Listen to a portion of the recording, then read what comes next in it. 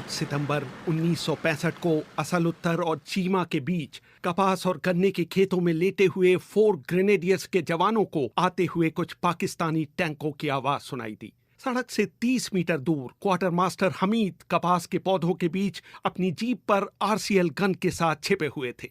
जैसे ही Patton tank उनकी range में आया, हमीद ने उस पर फायर किया। उस समय सिर्फ 20 गज की दूरी से ये नजारा देख रहे कर्नल हरिराम जानू याद करते हैं। 3 टैंक सड़क के ऊपर, एक टैंक सबसे आगे और 2 टैंक उसके पीछे पीछे सड़क पर आते हुए हमारी तरफ आए। हमने पहले से वो पोजीशन ले रखी थी। जैसे ही पता लगा कि टैंक आ रहे हैं, अब्दुल हमीद को मैंने आवाज दी। उसने कहा कि ऐसा मैं देख सकता हूँ। पहला टैंक करीबन 200 गज पर जब आया तो हमीद ने अपनी आरसीएल गन उससे एक गोला फायर किया। फायर करते ही वो गोला पहले टैंक का लगा और उसमें आग लग गई। आग लगने से पीछे के जो 2 टैंक थे वो भी रुक गए और उसका जो क्रू था, हमें ताजुब हुआ वो देख करके कि पीछे वाले टैंक के जो 2 क्रू थे वो टैंक छोड़ करके भाग गए और पहला टैंक जो डिस्ट्रॉय होगा उसका क्रू तो टैंक के अंदर ही मारा गया।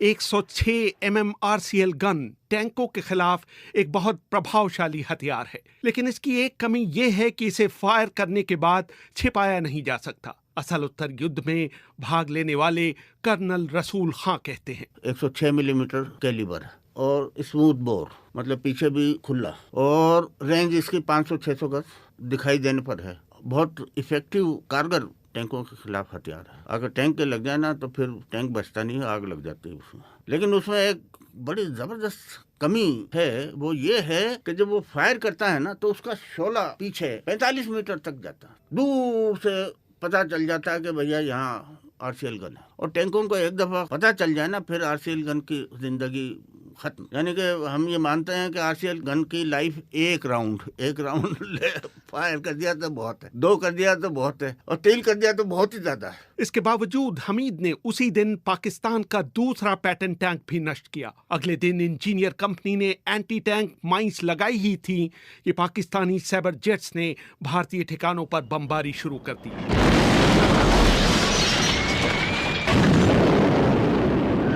अगले दिन यानी 10 सितंबर को पाकिस्तानियों ने सुबह 6:30 बजे ही तोपखाने से भारी गोलाबारी शुरू कर दी। सुबह 6 बजे ही बहुत हैवी आर्टिलरी के गोले आकर गिरने लगे हमारे ऊपर, क्योंकि उनको पता लग गया कि यहाँ पर कोई डिफेंडेड लोकेलिटी है और यहाँ पर हिंदुस्तान की कोई फौज बैठी हुई है। तो 10 तारीख वॉज द क्रूशियल डे हमारे लिए, सबसे भयंकर दिन समझो ये। हमने सोचा था कि जब इतनी ज्यादा हैवी सेलिंग होती है तो इन्फेंट्री का हमला, हम सोचते हैं कि इन्फेंट्री का हमला होएगा, तो उसके लिए हमने फिर अपने जवानों को तैयार किया कि अब आप जो है, अभी तक तो टैंक आ रहे थे, अब जो इन्फेंट्री का हमला होएगा तो उसके लिए तैयार हो जाओ। आर्टिलरी का फायर हुआ घंटे पर, उसके बाद बंद हो गया। उसके बाद थोड़ी देर, करीबन घंटा 1.5 घंटा कुछ नहीं हुआ। तो हमने सोचा ये क्या हो रहा है। फिर अचानक 8:30 बजे फिर उसी तरीके से जैसे 8 और 9 तारीख को हुआ, उनका पहला टैंक हमला हुआ। तो इसमें पहला टैंक जैसे ही आया तो इस टाइम मैंने अब्दुल हमीद को कहा कि इस टैंक को आप अभी मत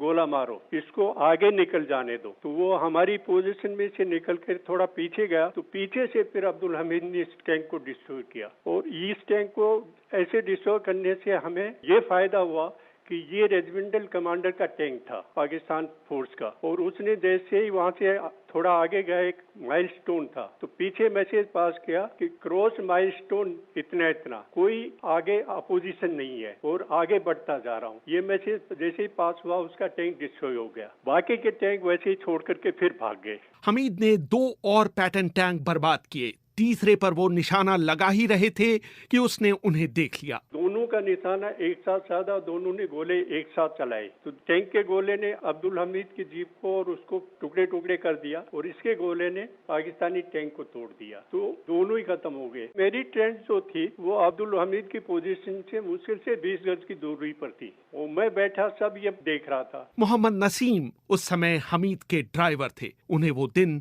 अभी भी याद है। 10:30 बजे का ये वाकया कि इनकी टाइगर के ऊपर उंगली रखे रहे और उधर से का नाम बम आ गया और सीने को फाड़ता हुआ आधा का नाम के हिस्सा इनका हवा में उड़ गया और आधी लाश वहाँ बच गई। उसके बाद हमारी गाड़ी में आग लग जाती है। आग लगने के बाद बहुत बड़ा टारगेट बनता है। उसके बाद 7 हवाई जहाज आते हैं पाकिस्तानी, वो भी खूब बौछार करते हैं, उससे भी किसी सूरत से हम बचे। जब ये चले जाते हैं तो फिर हमने ये रिपोर्ट दिया रसूल साहब को, हमारे पीछे थे ब्रेव कंपनी में। इन्होंने कहा क्या बोल रहे हो नसीम? मैंने कहा सच बोल रहा हूँ, ये देखिए का नाम किस तरीके से कारनामा है। वहाँ से आया, कई अफसर आए बटालियन हेडक्वार्टर से, हमने रिपोर्ट दिया कि हमें खत्म हो गए, गाड़ी में आग लग गई, ऐसा हो गया। तो बोला कि नहीं तुम झूठ बोल रहे, चल के दिखाओ। तो जहाँ पर वो जल रहा था साहब, हमारे का नाम कुछ पर बिस्तर थे और का नाम के कपड़े उपड़े थे, वर्दी वगैरह थी। हम फिर वो राख हटाने लगे तो उसकी पसलियाँ जो थी उसमें हमारी उंगली घुस गई और हम हाथ झटकते हुए, तो बोलो अफसरों ने फिर कहा अरे रहने दो नसीम, रहने दो, हाँ ये तो खत्म हो गया। हम कहा और साबुत चाहते हो साहब? तो थोड़ी दूर पर से जाके हम उनका सिर ले आए, फिर ढूंढ के उसी कपास में से हम का नाम दोनों पैर ले आए उनके, सब वहीं पर इकट्ठा किया। इकट्ठा करने के बाद फिर का नाम के लोगों ने मौलाना साहब को बुलाया, मौलाना साहब को बुला के वही फातिया थोड़ा पढ़ के अपना का नाम थोड़ी सी फावड़ा लेके उस पर मिट्टी उट्टी डाल के वहीं ढक दिया गया। लेकिन लड़ाई अभी खत्म नहीं हुई थी। कर्नल जानू ने 4 ग्रेनेडियर्स के सैनिकों शफीक, नौशाद और सुलेमान को ताकीद कर रखी थी कि वो पाकिस्तानियों पर गोली न चलाएं। तभी उन्हें पाकिस्तानियों की तरफ से एक जीप आती हुई दिखाई दी। ये जीप आने के थोड़ी देर बाद में 2 जीप और आई। पहली जीप में 4 आदमी बैठे थे, उसके पीछे और जीप थी। जैसे ये जीप आई, जिन जवानों ने ये फायर किया था उसमें से एक जवान टेंट के अंदर खड़ा हो गया। तो इसको देखकर पहली जीप वहाँ पर रोकी गई। जीप ड्राइवर के साइड में बैठा था, उसने आवाज लगाकर कहा कि ये जवान इधर आओ। वो जवान गया नहीं, तो वो जीप से उतर करके और आया इस टेंट की तरफ, अपना रिवॉल्वर निकालने लगा। तब बाकी दोनों जवान और खड़े हो गए और वो LMG और अपनी राइफल का निशाना लेकर रखे थे और बाकी मेरे MMG वगैरह लगी थी, उनका निशाना था। तब मैंने देखा कि तो गड़बड़ होने वाली है, तो मैंने कहा रैपिड फायर करते ही MMG और ये LMG इन्होंने फायर किया। तो जो आदमी हमारी तरफ आ रहा था उसके गोली का बस लगा और जाकर के दूसरी तरफ गिर गया रोड के। जीप के ड्राइवर ने टर्न किया और वापस जाने के लिए तो उसके सिर में एक बस लगा, तो जीप में ही वो लुढ़क गया। वहीं पर पीछे वाली जो जीप थी वो टर्न में तो उसके बैठे हुए कुछ जवान मारे गए और वो वहाँ से भाग गई। तो उसके बाद थोड़ी देर शांति हुई, तो हमने रेडियो के ऊपर इंटरसेप्ट किया। ये जो जीप भाग कर गई थी, इसने कहा कि बड़ा इमाम मारा गया। बड़ा इमाम मतलब कि उनका जो सबसे बड़ा आर्मी कमांडर था फौज का, वो मारा गया। 3 बजे के आसपास पाकिस्तानी टैंकों की गड़गड़ाहट फिर सुनाई दी। इस बार 8 टैंक आ रहे थे और हर एक टैंक पर 20-20 सैनिक सवार थे। अब की बार जो टैंक आए, उनको देखने से हमें लगा कि अब की बार ये इन्फेंट्री का हमला होगा हमारे ऊपर। तो ये टैंक मेरी कंपनी के साथ रोड के ऊपर करीब 50 गज पीछे से खड़े होने शुरू हुए। हर टैंक के बीच में 5-5 गज का फासला करके, तो मैंने करीब 8 टैंक काउंट किए, बाकी और भी होंगे। वहाँ रुकने के बाद वो चिल्लाने लगे कि जनरल साहब हम आपको लेने के लिए आए हैं। कहाँ हो? तो बीच के टैंकों में से जवान उतरे, वो करीब दोनों तरफ 4 बॉडी उठा करके टैंक पर रखी। तब मुझे पता लगा कि हाँ ये रिकवर करने के लिए आए हैं। तो मेरी कंपनी पोजीशन के बीच में थे, तो मैंने फिर अपने एडजुटेंट को कहा कि मुझे SOS फायर चाहिए। SOS फायर का मतलब है रेड ओवर रेड, मतलब कि सेव आवर सोल। जब दुश्मन हमारे बीच में आ जाता है और हमें ये नहीं लगता कि हम बचेंगे, तो हम फिर वो आर्टिलरी का अपना फायर मंगाते हैं। तो वो फायर फिर मेरी कंपनी के ऊपर आया। तो जैसे ही अपने आर्टिलरी के गोले गिरने लगे, एकदम से चारों तरफ शोर शराबा हो गया। तो ये पाकिस्तानी अपने टैंक उठा करके वापस भाग गए। वो जैसे वापस भागे तो इनमें 3 टैंक जो है अपने गोले से डिस्ट्रॉय हो गए। जैसे ही पाकिस्तानी टैंक वापस हुए, ग्रेनेडियर्स अपनी खंदकों से बाहर निकल आए। खेत में उन्हें पाकिस्तानी GOC की जीप मिली, जिसकी अगली सीट पर पाकिस्तानी कमांडर ब्रिगेडियर शमीम का शव पड़ा हुआ था। रचना बिष्ट अपनी किताब स्टोरीज फ्रॉम इंडो पाक वॉर ऑफ 1965 में लिखती हैं कि युद्ध विराम के बाद भारतीय सैनिकों ने कुछ पाकिस्तानी सैनिकों को सफेद झंडा लिए हुए आगे बढ़ते देखा। एक वाइट फ्लैग लेके कुछ पाकिस्तानी सिपाही आ रहे थे और एक सफ़ेद लिबास में एक लेडी थी उनके साथ में।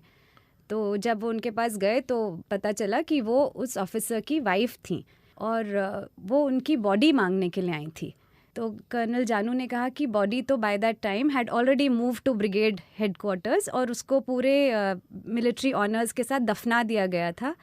वो लेडी आई, फिर वहाँ पे कुर्सियाँ लगाई गईं और वो बैठ के चाय पी उन्होंने उनके साथ में, और उनसे कहा कि मैं आपके हस्बैंड बहुत बहादुरी से लड़े थे, वो बहुत बहादुर सिपाही थे, मैं आपको उनकी बॉडी तो नहीं दे सकता, but I can assure you that उनको बैरी किया गया है पूरे सम्मान के साथ में, और मैं आपको सिर्फ एक कप चाय पिला सकता हूँ। तो वो लेडी उनके साथ एक कप चाय पी करके वापस गई। इस लड़ाई के दौरान भारतीय सैनिकों ने पास की एक नहर का किनारा खोल दिया, जिससे पूरे इलाके में पानी भर गया, जिसकी वजह से बचे खुचे पाकिस्तानी टैंक भी वहीं फंस कर रह गए।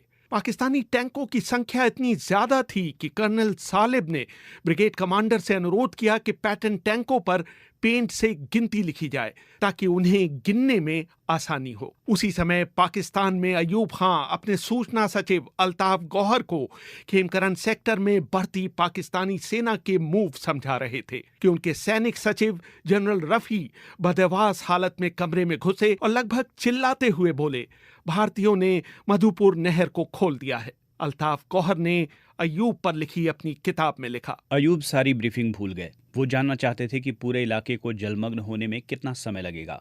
मैंने गुलाम इसहाक खां को फोन मिलाया, जो उस समय water and power development authority के प्रमुख थे। उन्होंने पुराने सिंचाई रिकॉर्ड्स के आधार पर हिसाब लगाया कि पूरे इलाके में 8 घंटे में पानी भर जाएगा। अयूब ये जानकर भौंचक के रह गए कि जनरल नासिर ने ये सोचा ही नहीं था कि भारत टैंकों को रोकने के लिए इस तरकीब का सहारा लेगा। 11 सितंबर को खेमकरन में पाकिस्तानी हमला रोक दिया गया और इसी के साथ पाकिस्तान की सारी रणनीति नाकामयाब हो गई। पाकिस्तान के लिए ये एक तरह से युद्ध का अंत था। भिकी विंड को जहां सारे नष्ट पैटर्न टैंकों को जमा किया गया, पैटर्न नगर का नाम दिया गया। कर्नल रसूल खां याद करते हैं, अंदाजन नहीं, प्रिसाइजली 94 टैंक, और वो लड़ाई के बाद जो है ना, रिकवरी व्हीकल से उठा के एक जगह जिसका मैंने पहले जिक्र किया भिकी विंड, वहाँ पे एक खाली मैदान था, वहाँ पर उनको लाइन अप कर दिया।